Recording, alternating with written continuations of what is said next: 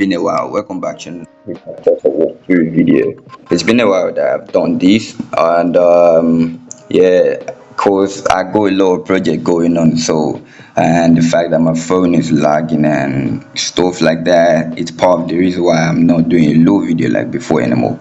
And I'm sorry for that, guys. And yeah. So today I'm back with a new banger like we always do. So this piece is the one that I just finished making today. I've started this piece back in since December, and I'm just taking it real slow, little by little, till I finish it all up today. And we're going to walk through how I made this piece possible. So let's dive into it. This is the perfect picture for this particular piece. First of all, I want to thank you guys for the low views you give me on shorts on YouTube, and I really appreciate that really much. And yeah, pretty much appreciate that. Thank you guys so much. And yeah, first off, for this particular piece, what actually inspired this piece was this sort of what's it called again? Yeah, Kung Fu Panda. That old cartoon back in 2000s, Kung Fu Panda, and this sort of like this samurai type of world. And then I just decided, let me paint. Can I actually initiate an idea with just sort of like a samurai? We got a samurai with a sword, just like a movie poster of a samurai, because I don't actually really have a lot of ideas for it. So then I started using grayscale, like I told you guys I would actually start learning to do. And this place was just the where I started with the rough sketch. And call me so I started with the rough sketch right here. And this place I was just actually trying to, just juggle up all of the idea together to see maybe it actually makes sense or no. And when I first drew this sketch, I was actually happy though, because I felt like, okay, we actually get somewhere. It feels like something that's going to look amazing in a way. And yeah, from starting off from there, since it's a little bit sort of like a portrait, and mostly what I've been thinking that I'm going to tell you guys is like, I mostly stylize my character from real humans like everybody do, but in a way I less the stylization of my character a little bit more, because if you see the finishing piece of the character right here, it looks realistic, right? And in a way, when I first started, I really low stylized all low, but when I go a little bit, with that I go a little bit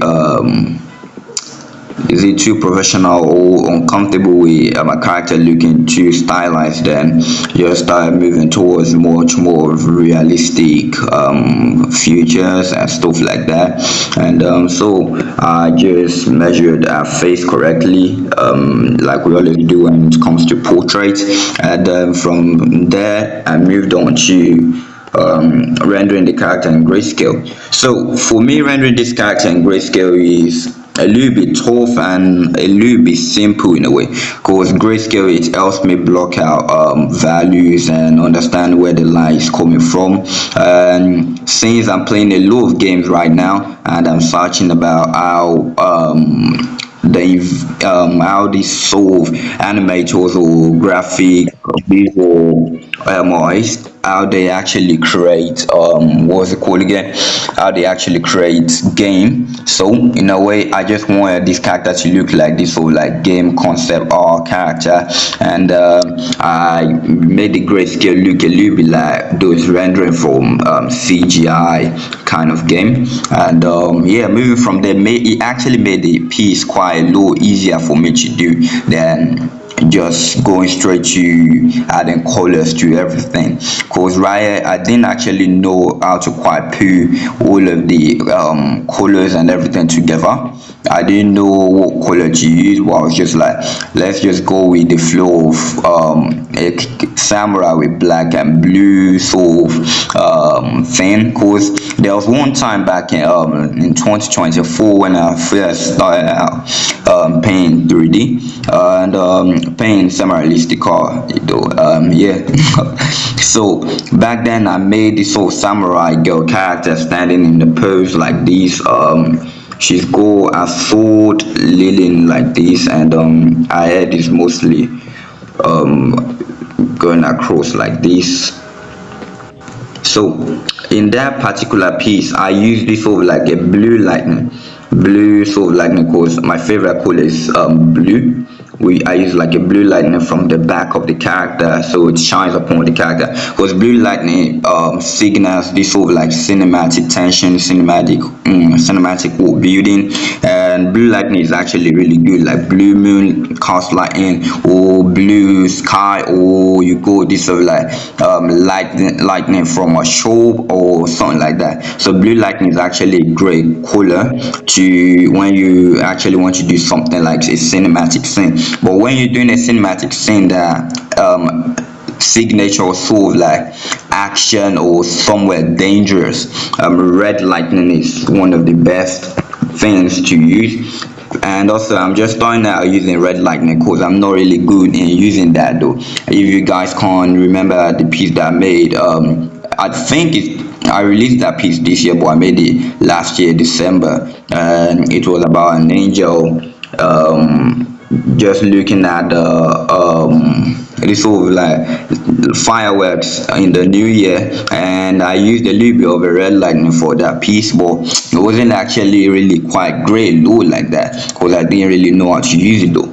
So and here I was like, I'm going to test out to use blue lightning very well. And one thing I'll tell you guys to be sure of when you doing your painting is that you should always measure your proportion before just continue a piece, and you guys should make sure to start with grayscale when you're doing something complex and you don't actually really know how it's going to fit all together. And you should use a low reference. Like a low reference helped me out with this piece because my wolf drawings are actually bad, as you can see right here. It looks like more of like a Kurama from Naruto, and also Naruto also inspired this piece. And I first wanted to turn it to this sort of like a Nine-Tail Fox, but I was like, it wouldn't actually fit quite much because I didn't really like fox as much as I like wolf. And so moving from there, I started adding colors to the skin of the character and building much more colors to the background, adding red lightning of this sort of like different shops out at the background. And also this piece is actually one of the most best pieces I've actually done in a while, because some stuff that I've not actually tried out before, that I'm not actually good in doing, I actually got to do it right here. Because like if you guys can remember a piece that I did with, I got a lot of white character, a low character with white hair. You can't actually remember, but there was a piece where I drew a character in the rain. She's got white hair, but like in that particular piece, oh sorry, the fan just got turned on. And in that particular piece, okay, I'm sorry guys, I will continue this again. Hi guys, and yeah, so from where we go from, yeah, so where we at, yeah, we are at the place where I was talking about the background. So according to that particular piece where I got my white character in the raining scene, she's go like, I wanted to set to this sort of like dark background, then we could actually show a lot of shops and different houses and supermarket, different type of light, but the background will be really dark like in the night. Well, I couldn't, my level of skill I've already got there then I started practicing more. I'll later show you guys some practice that I've made. I'll post it on social media soon. And yeah, So from there, I actually lean to painting the background in this very sort of like dark color for the background. So I initially wanted the background to be like this night type of scene where we go different types of color. I wanted it to be like blue, green, red, but I didn't actually not feel it all in. So that's the reason why I gave the character a little bit of this sort of tilt blue sort of earrings.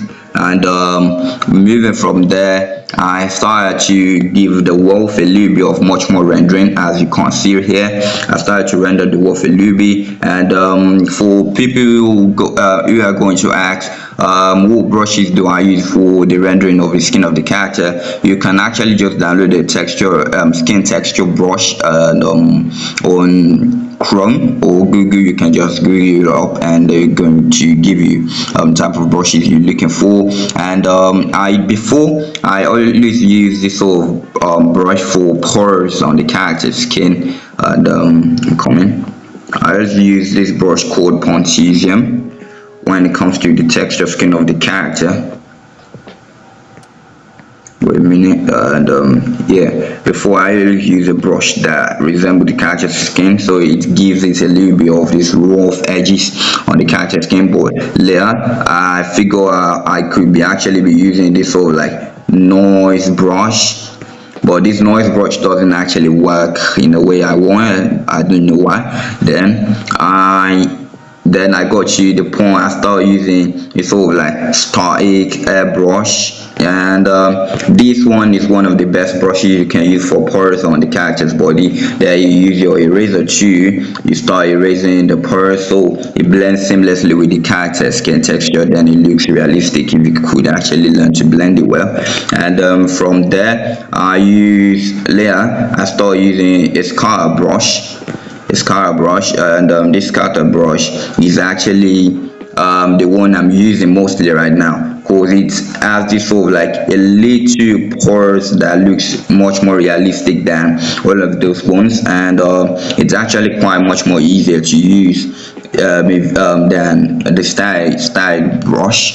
And yeah, from there I started giving the character a much more two-ish rendering. And the most hardest part about this piece was getting the rendering of the wolf done right, because I couldn't save the process picture for the big styling of the wolf.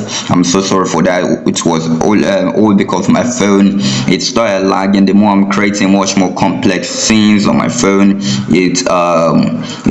I don't think my phone could actually take much more of all of this. So I'm praying to God to bless me with money so I could actually buy an actual digital tablet. And yeah, so the wolf, I first actually had an idea for the wolf to look like this. I'm coming to have this sort of like big red eyes right here, and so the skin texture is going to go like up right here, like that. So it will just be like the wolf is at the back of the character in a way like that, but it didn't actually quite work. And I first give the wolf this sort of like white skin texture. It didn't actually work too until I figured out I must actually allow the wolf to have a little bit of this sort of cast greenish blue type of lightning should cast on the wolf texture on the skin of the wolf. And it took me quite a while to actually figure that out, because I was just searching a lot of reference for how to actually draw a wolf to look scary and badass. Because I first wanted to make the wolf open its mouth, but it didn't actually work quite as I wanted. It went too gory in a way. And moving from there, I started rendering the character some more, then go to the final piece. And this final piece, I don't actually feel like it's complete already, because I still have to fix the character statue some more. It still looks a little bit unfinished, and I wanted it to be like this sort of dragon tattoos, but I hope I should be able to do it. And if I'm not able to do it, I'm gonna give her a wolf tattoo, or just say it as a flower, or just leave it like this. And yeah, particularly males, that's actually everything for this particular set of this piece. So moving from constructing the character face to look realistic like 3D CGI while using my 2D and painted to mimic that, and painting the character skin texture and the background, most complex stuff that I don't really actually used to do, and it was actually quite challenging and fun piece to do, and I was really happy with the process and the ending of how the piece actually panned out. And I hope you guys learned a lot from her, and I hope to see you guys on the next piece that I'll be doing. And I would love to explore more on this character design because it actually looks quite amazing, and I love the way the wolf is looking right here, and it's actually quite a little bit scary to me. So now I feel like it looks like a movie poster for something like a Netflix series or movie that they can't actually do. And yeah, I hope for this sort of like graphic designer game company should see this sort of artwork and they should love it, and I'll post this artwork soon, maybe like tomorrow or the next day after tomorrow, or yeah, you guys are going to see the artwork soon. And thank you guys for watching this video, and I would love to see you guys on the next one. And thank you for supporting me right here on YouTube or on Patreon, anywhere. Thank you guys for supporting me anywhere you can, and thank you. I'll see you guys on the next one. Bye.